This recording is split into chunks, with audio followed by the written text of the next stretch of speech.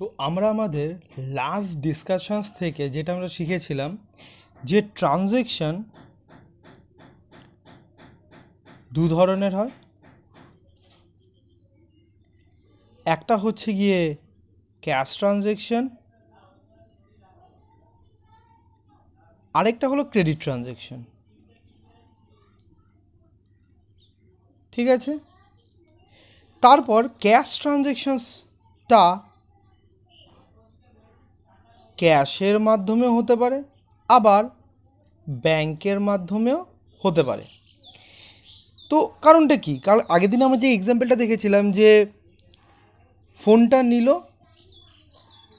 তমজিৎ, তো অরিন্দমকে তমজিৎ ক্যাশেও পে করতে পারে বা একটা চেক কেটেও দিতে পারে। তো আলটিমেটলি যে লাইবিলিটি কথাটার মানে হচ্ছে যে আমাকে যে টাকাটা দিতে হবে, কারণ একটা যদি ফোন কেউ নেয়, কেউ জিনিস যদি একটা নেয়, তো তার পরিবর্তে তাকে কিছু একটা দিতে হয়। তো এই যে দেওয়ার ব্যাপারটা, সেটাকেই বলা হয় লাইবিলিটি বিজনেসের দিক দিয়ে। তো এই লাইবিলিটিটা তো তখনই পুরোপুরিভাবে মিটে যাচ্ছে, এই জন্যই সেটাকে আমরা বলবো যে ক্যাশ ট্রানজ্যাকশন। তার মানে ক্যাশ ট্রানজ্যাকশন ক্যাশেও হতে পারে বা ব্যাংকেও হতে পারে। ব্যাংক মানে কি? চেকের মাধ্যমে। যখনই চেকের মাধ্যমে ট্রানজ্যাকশনসটা হচ্ছে, তখনই আমরা এই ব্যাংক ওয়ার্ডটাকে ইউজ করবো। কারণ কি? আলটিমেটলি এই চেকটা ব্যাংকের মধ্যে যে ব্যালেন্সটা রয়েছে, সেই ব্যালেন্সটাকে বাড়াতে বা কমাতে সাহায্য করবে, এর জন্য আমরা ব্যাংক ওয়ার্ডটাকে ইউজ করব। ঠিক আছে, এইবার আরেকটা কি, যে যখনই ক্যাশ ট্রানজ্যাকশনস হবে, তো সেই ক্ষেত্রে প্রথম যেই ওয়ার্ডটা আমাদেরকে পিক করতে হবে পুরো ট্রানজ্যাকশনসকে রেকর্ড করতে গেলে থ্রু জার্নাল, সেটা হয় ক্যাশ হবে অথবা ব্যাংক হবে। ঠিক আছে, আর দ্বিতীয়টা হচ্ছে যে কারণটা এই যে ক্যাশ অথবা ব্যাংক যে আসছে, কেন আসছে? হয় সেল করেছি, নতবা পারচেস করেছি, বা স্যালারি দিয়েছি। তো যে কারণটা, সেই কারণটাই হচ্ছে আরেকটা অ্যাকাউন্ট। যেরকমভাবে স্যালারি পেমেন্টের জন্য হতে পারে, ক্যাশ সেল করেছি তার জন্য হতে পারে, ক্যাশ পারচেস করেছি তার জন্য টাকা যেতে পারে, অর্থাৎ টাকার মধ্যে মুভমেন্ট আসছে, ক্যাশ ট্রানজ্যাকশন।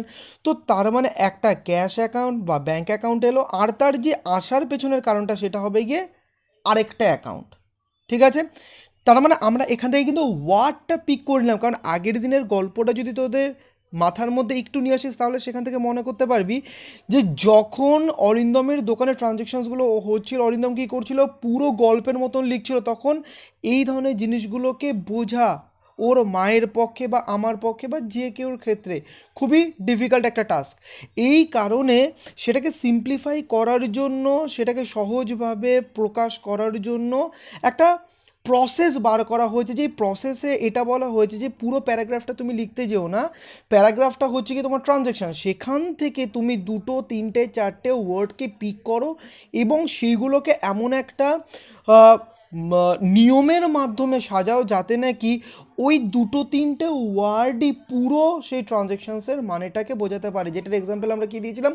প্রেসি, যে বড় একটা ব্যাপারকে ছোট ওয়ার্ডের মধ্যে সেম মানেটা মাধ্যমে প্রকাশ করার পদ্ধতিটাকে, এটা আমরা শিখেছিলাম। তো এখানেও সেই হলো। তো আমরা ওয়ার্ডসগুলোকে ফার্স্টে আমরা পিক করে ফেললাম। এটা আমি আগের দিনে এটা একটুখানি ডিসকাস করে নিচ্ছি, তাহলে পরেরটা বুঝতে তো সুবিধা হবে। আর ক্রেডিট ট্রানজ্যাকশনসের ক্ষেত্রে কি, যেটা আসবেই, কোনটা আসবেই, পার্টি নেম আসবেই। কারণ যখন ট্রানজ্যাকশনস হচ্ছে ক্রেডিটে, তো অটোমেটিক্যালি অরিন্দম কী করবে, যাকেও ধারে মাল বিক্রি করেছে তো তার নামটা তো লিখে রাখবে, বা যার থেকেও ধারে মালটা কিনে নিয়ে এসছে তার তো নামটা লিখে রাখবে, যে কাকে আমায় দিতে হবে বা কার থেকে আমায় টাকাটা পরে গিয়ে চাইতে হবে, সেই জিনিসটাকে পরবর্তীকালে বোঝার জন্য তো পার্টি নেমটাকে লিখতে হবে। এবং তার সাথে আরেকটা ওয়ার্ড কি, এটা আসার পেছনের কারণ। কত সহজ দেখ, জিনিসগুলি কত সহজ। এইগুলো মানে এগুলি যদি এখন আমরা এইরকমভাবে না বুঝি না, তোদের দেখবি জিনিসগুলো মুখস্থের মতন হয়ে যেত। মুখস্থ করে তো কখনো কোনো অঙ্ক শেখা যায় না, না? তো সেই কারণে এগুলি হচ্ছে সমস্ত টেকনিক, যে পার্টি নেম কেন এসছে।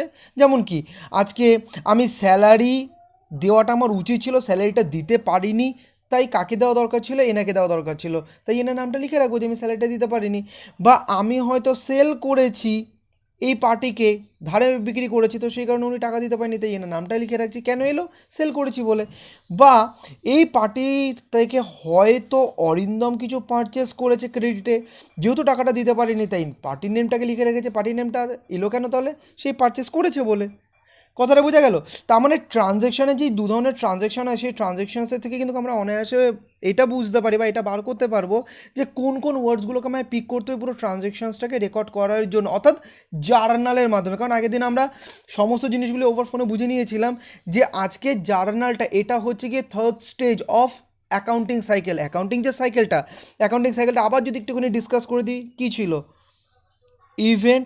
ইভেন্টের থেকে আমাদের বার করতে হতো যে সমস্ত ইভেন্টগুলি টাকার অঙ্কে পরিমাপযোগ্য এবং যার জন্যে অর্থনৈতিক অবস্থার মধ্যে পরিবর্তন আসে সেই সমস্ত ইভেন্টসগুলোকেই আমরা কি বলবো? ট্রানজ্যাকশন। এগুলো মনে রাখবি প্লিজ, হ্যাঁ, যে এই যে দুটো শর্ত রয়েছে, একটা হচ্ছে মনিটারি টার্মে মেজার করা যায়, মেজার্স ইন মনিটারি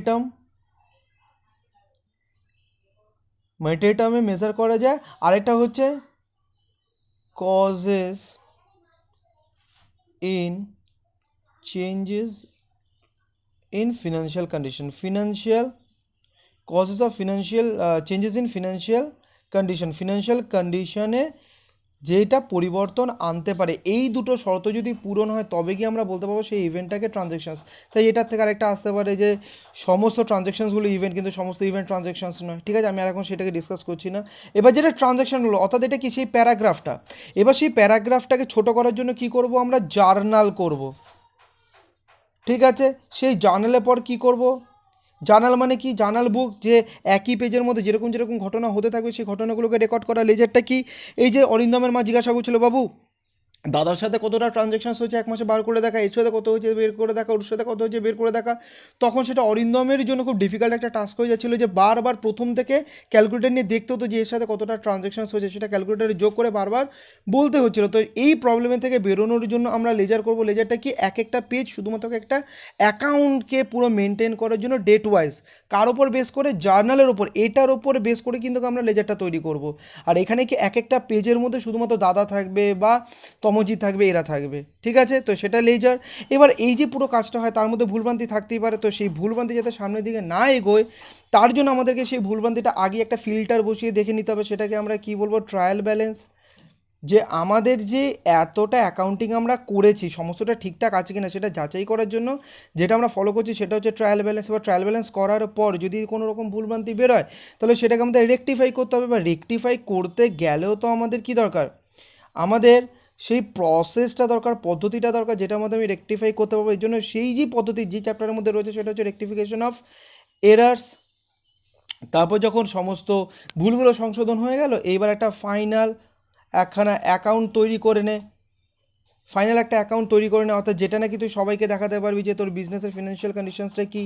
তারপরে মনে করে দেখ, এটা নিজের কাছে রেখে দিলেই হবে না, সেই জিনিসটা সবাইকে যারা যেই ভাষাতে বোঝে, এবার তো সম্ভব না উড়িয়াতে ওর লিখে দিবি বা অন্যান্য আলাদা আলাদা ভাষা, সেটা না, মানে জাস্ট যে অ্যাকাউন্টিং ল্যাঙ্গুয়েজটা যারা বোঝে না তাদেরকে তুই জাস্ট একটা সিম্পল সেন্টেন্সে লিখে দিলি, যাতে অ্যাটলিস্ট সিম্পল সেন্টেন্সগুলোকে পড়ে ইংলিশের তারা যাতে বুঝতে পারে যে বিজনেসের ফিনান্সিয়াল কন্ডিশনসটা কী। তো এটাকে বলা হয় ইন্টারপ্রিটেশন। এবার ইন্টারপ্রিটেশনস তো করে দিলি, ইন্টারপ্রিট তো করে দিলি, কিন্তু এটাকে তো আবার সবাইকে জানাতে হবে। তার জন্য কী দরকার আছে? কমিউনিকেশন, যে সবাইকে জানানো বিজনেসের অ্যাকচুয়াল পরিস্থিতি কী। ঠিক আছে, অর্থাৎ পেপারের মধ্যে দিয়ে দিলি বা তোর যে ওয়েবসাইট আছে তার মধ্যে আপলোড করে দিলি, যাতে নাকি সবাই জিনিসটাকে দেখতে পায় যে তোর বিজনেসের অ্যাকচুয়াল কন্ডিশনসটা কোন জায়গাটায়। তাহলে এই জায়গাটায় কাজটা শেষ হয়ে গেল এবং পরের বছর থেকে আবার এখান থেকে কাজ স্টার্ট হবে, আর এরকমভাবে প্রতিবার ঘুরতে থাকবে। এই জন্য এই যে জীবনচক্রের মতন বা লাইফ সাইকেলের মতন হয় বলে, আর এখানে কাজটা যেহেতু অ্যাকাউন্টিং তাই এটাকে বলা হবে অ্যাকাউন্টিং সাইকেল। ঠিক আছে, এটাও নিশ্চয়ই তোদের মনে আছে। তো আমরা এখন কোন জায়গাটায়?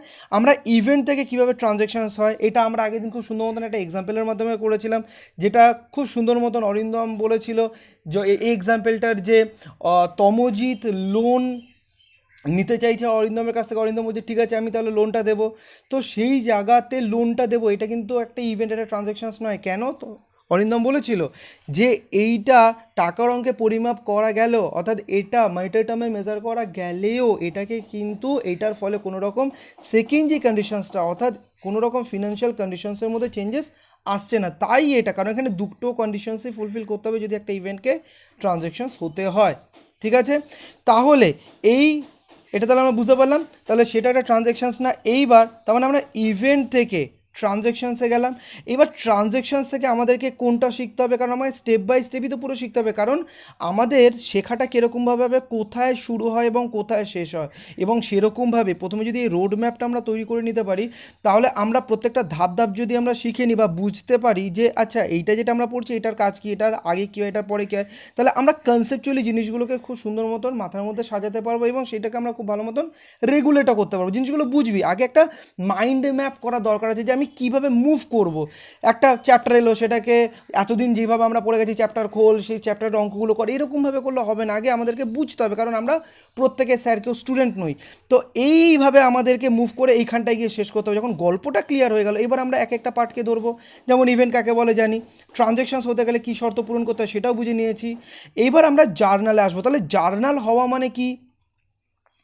জার্নাল হওয়া মানে কি? জার্নাল হওয়া মানে প্যারাগ্রাফ, যে ঘটনাগুলো ঘটেছে, যে অরিন্দম লিখছে যে এই তারিখে আমি এত টাকার একটা মাল বিক্রি করেছি তমজিৎকে, ব্যাস এরকম এখানে লম্বা একখানা জিনিসগুলোকে লিখে দিল। এবার এরকমভাবে, অর্থাৎ আমি যদি এখানে একটা লিখে দিই যে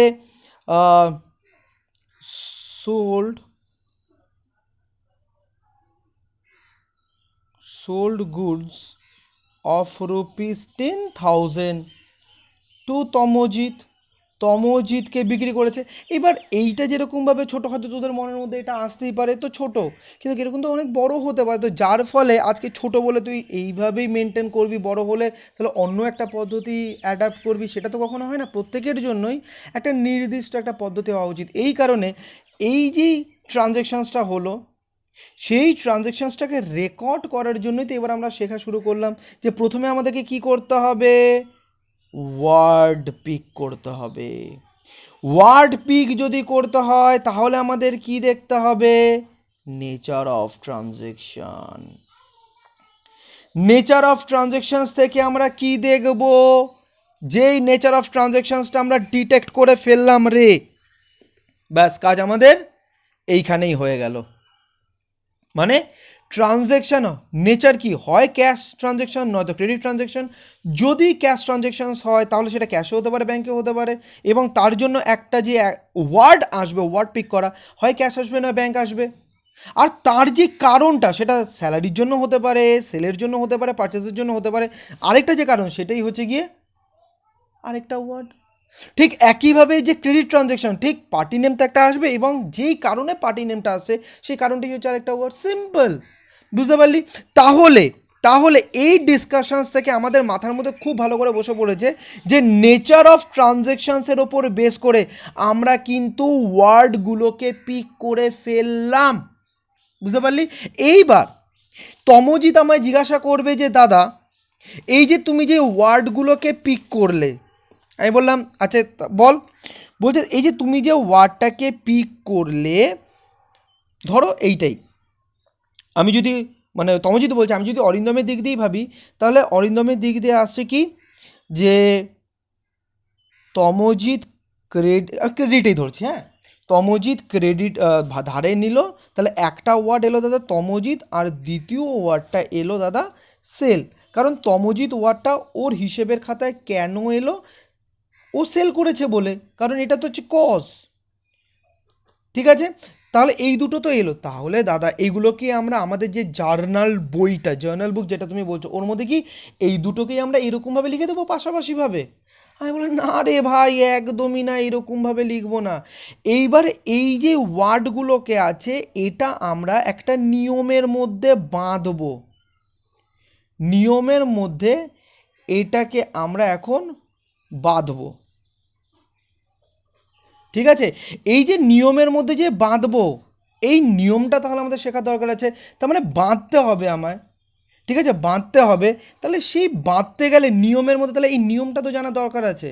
তাহলে নিয়মটা জানলে তাহলে এই দুটো ওয়ার্ডকে আমি কিভাবে প্রেজেন্ট করব সেই জিনিসটাকে আমরা বুঝতে পারবো। আর সেখানেই হচ্ছে তোদের অ্যাকাউন্টস শুরু এবং ওখানেই শেষ। কারণ যেই আমরা নিয়মটা শিখে নেব এবং বাধাটা শিখে নেব, কারণ ওয়ার্ড কীভাবে পিক করতে হয় সেটা তোরা খুব ভালো করে বুঝে নিয়েছিস, তখনই তোরা জার্নাল পাস করা কিন্তু শিখে যাবি। আর এটা মাথার মধ্যে রেখে দিবি, অ্যাকাউন্টসে শুধুমাত্র একটা জিনিসই শেখার আছে, সেটা হচ্ছে জার্নাল। এরপর যদি তোদেরকে কেউ বলেও যে অ্যাকাউন্টসে তো অনেক বড় অনেক ডিফিকাল্ট পরবর্তীকালে চ্যাপ্টার পাবি, তখন তোরা বলবি আমরা যতদূর শুনেছি এক অ্যাকাউন্টসে শুধু একটাই চ্যাপ্টার আছে শেখার, সেটা হচ্ছে শুধু আর শুধুমাত্র জার্নাল, এছাড়া আর কিচ্ছু শেখার নেই। ঠিক আছে? তো ঠিক আছে, তাহলে এবার আমরা কি করব, এই যে নিয়মটা আছে এই নিয়মটা আমাদের শিখতে হবে। ঠিক আছে, এবার একটা জিনিস দেখ দাদা, তোরা তো ওয়ার্ডগুলোকে পিক করে ফেললি, তাহলে আজকে যদি এই নিয়মটা না জানিস, তাহলে এই যে ওয়ার্ড পিক করলাম বা কোনটা ট্রানজ্যাকশনস এত কিছু যে করলাম, সমস্ত কিছু মাটি হয়ে গেল। তাহলে এই নিয়মটা মারাত্মক ইম্পর্টেন্ট, ভেরি ভেরি ইম্পর্টেন্ট, এটা আমি বলতেই পারি, ভেরি ইম্পর্টেন্ট একটা জিনিস এই নিয়মটা। ঠিক আছে, তাহলে আজকে এই যে ভেরি ইম্পর্টেন্ট যে কথাটা আমি লিখলাম, এইটাকে আমি বলতে পারি ভেরির জায়গায় আমি বলতেই পারি গোল্ডেন, অর্থাৎ সোনার একখানা নিয়ম, গোল্ডেন রুল আমি বলতে পারি। ঠিক আছে, কারণ এই নিয়মটা হচ্ছে একটা সোনার যতটা ভ্যালু, ঠিক সেরকমই ভ্যালু ইম্পর্টেন্ট রোল এইখানে এই নিয়মটা প্লে করে। তো সেই জন্য এই নিয়মটার আমি আরেকটা নাম কি বলতে পারি, গোল্ডেন রুল। ঠিক আছে, তো এই গোল্ডেন রুলটা আমায় শিখতে হবে, বুঝতে পারলি তো? এইবার তার আগে একটা ছোট্ট কথা বলে দিই, একটা অ্যাকাউন্ট বলে একটা ওয়ার্ড পাবি, অ্যাকাউন্ট বলে একটা ওয়ার্ড পাবি।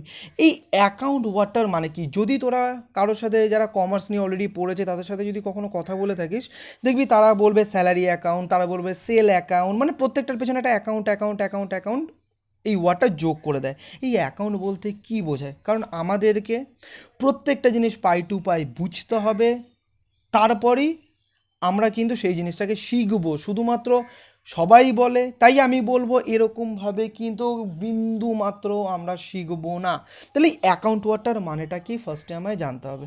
আমি যদি তোদের বলি তোরা জানিস, তোরা হয়তো আচমকাই বলে উঠবি না তো জানি না, কিন্তু তোদেরকে কি বলেছি, যখনই তোদেরকে কোনো কিছু জিজ্ঞাসা করা হবে তোরা বলবি জানি, কিন্তু বুঝতে পারছি না যে কোন জিনিসটা, মানে আমাদের যে প্র্যাকটিক্যাল লাইফে যেটা আমরা দেখেছি সেইটাকে যে এইখানে অ্যাকাউন্টসের ভাষাতে এটা বলে এটা জানি না, তার মানে আমরা জানি। তো সেরকমভাবে তোদের অ্যান্সারটা এটা থাকে যে জানি না, সেরকম জিনিসটা বলবি না, তোরা বলবি আমি লিঙ্ক করতে পারছি না। তাহলে তুমি একটা কাজ করো, মানে তোরা আমায় বলবি বা আরেকজনকে বলবি যে তুমি তাহলে একটা কাজ করে দাও, কোন প্র্যাকটিক্যাল জিনিসের সাথে একটা লিঙ্ক হয় সেই জিনিসটা খালি একবার জাস্ট লিঙ্ক করে দাও, তাহলে বুঝতে পারবো। এইটা তোদের এই প্রশ্নের পরিপ্রেক্ষিতে যদি আমি এটার উত্তরটা দিই অ্যাকাউন্ট ওয়ার্ডটার মানেটা কি, তখন আমার উত্তরটা এটাই হবে। এইটা শুনেছিস তো, পুজোর আগে যে মিটিংটা হয় সেই মিটিংয়ে এই খাদ বাবদ, পুজো বাবদ বা খাদ বাবদ, এই বাবদ এত, ঠাকুর বাবদ এত, প্যান্ডেল বাবদ, বাবদ ওয়ার্ডটা হাইলাইটেড, হ্যাঁ, বাবদ এত, ফল বাবদ এত, এই যে বাবদ ওয়ার্ডটাকে যে আমরা ইউজ করি না, দেখবি প্রত্যেকটাতে খেয়াল করে দেখ, মানে এই যে আমরা যে কোনো কিছু একখানা এই আননোন ওয়ার্ড দেখলে আমরা যে ঘাবড়ে যাই, দূর ঘাবড়ানোর কিছু নেই, আমরা বাংলাতে যে বাবদ বলি ওইটাকে ইংলিশে অ্যাকাউন্ট বলে, তো আলাদা কি আছে। তো তার মানে যখন দেখবি বাবদটা আমরা ইউজ করি, প্যান্ডেল বাবদ, ফল বাবদ, ফুল বাবদ, এই বাবদ ওই বাবদ, তো ওর জন্যই তাহলে প্রত্যেকটা ওয়ার্ডের পেছনে যেরকম বাবদ ইউজ হয়, তো এইখানেও স্যালারি অ্যাকাউন্ট অর্থাৎ মজুরি বাবদ, সেল অ্যাকাউন্ট মানে বিক্রি বাবদ, পারচেজ অ্যাকাউন্ট মানে পারচেজ ক্রয় বাবদ বা কেনা বাবদ। তো এই তো সিম্পল জিনিস, তার মানে এটা তোরা বুঝতে পারলি অ্যাকাউন্টটা কি। তার মানে আজকে যখন একটা ট্রানজ্যাকশন হলো, প্যারাগ্রাফটা লিখলি, সেটাকে রেকর্ড করার জন্যে আমাদেরকে প্রথমে কি করতে হবে, অ্যাকাউন্ট বাছতে হবে, অর্থাৎ কোন বাবদগুলো কি, মানে যেই বাবদগুলোকে নিয়ে আমি একটা ট্রানজ্যাকশনসকে রেকর্ড করতে পারবো। ঠিক আছে, তো সেগুলি অ্যাকাউন্ট। এইবার তার মানে তোরা অ্যাকাউন্ট ওয়াটার মানে বুঝতে পারলি। এবার আমরা কি করব, গোল্ডেন রুলে মুভ করব। গোল্ডেন রুল এবার খুব ভালো করে বুঝবে, এটার জন্য আমি একটা কাজ করি, আমি নতুন আরেকখানা ভিডিও করছি, সেখানে দেখে নিস।